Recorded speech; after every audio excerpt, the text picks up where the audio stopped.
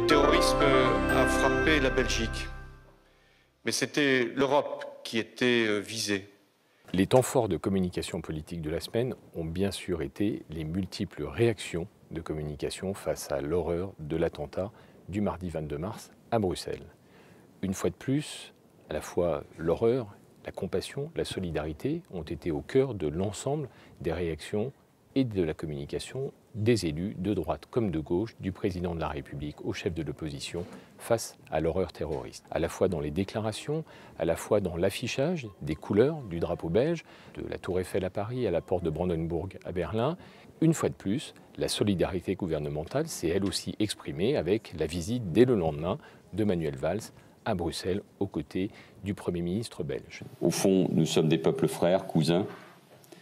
Nous aimons nous titiller, mais nous sommes unis face à l'épreuve et notre destin, il est plus que jamais commun.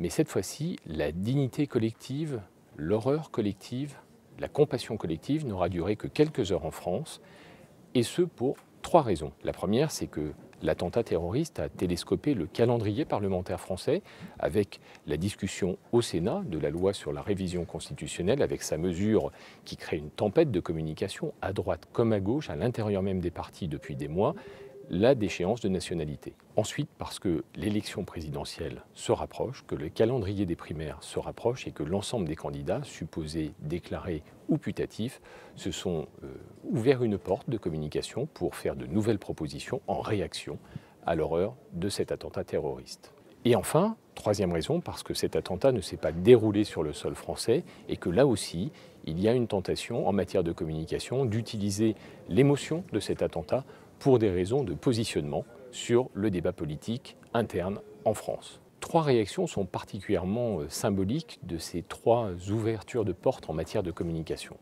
La première, c'est Bruno Le Roux qui, dans un tweet, paraît-il préparé la veille, mais envoyé après l'attentat en Belgique, fustige la droite sénatoriale de ne pas voter la révision constitutionnelle et sa mesure de déchéance de nationalité, une manière en fait d'utiliser l'attentat dans une stratégie de communication de rebond sur l'actualité pour faire passer un message de communication propre à la France. La deuxième posture, c'est celle de Nathalie Kosciusko-Morizet. Et moi, je veux qu'on pose la question de la mise en œuvre d'une perpétuité effective. Proposition pertinente sur le plan politique, mais difficile à mettre en œuvre puisqu'elle est en opposition avec le droit européen.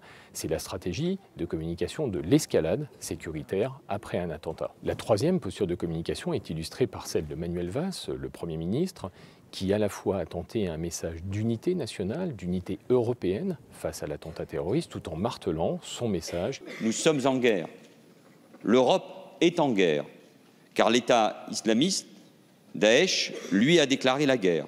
C'est la stratégie de la prise de hauteur face à un événement malheureusement répétitif sur le sol européen. Seul le président de la République est lui resté fidèle à une communication institutionnelle basée sur la compassion, l'unité, la solidarité avec le peuple belge, avec une allocution officielle à l'Élysée en fin de matinée, largement relayée sur les réseaux sociaux par les tweets pendant cette allocution. Nous devons prendre conscience de l'ampleur et de la gravité de la menace terroriste. En fait, la diversité des réactions de communication des élus de droite comme de gauche après cet attentat terroriste pose toujours la même question.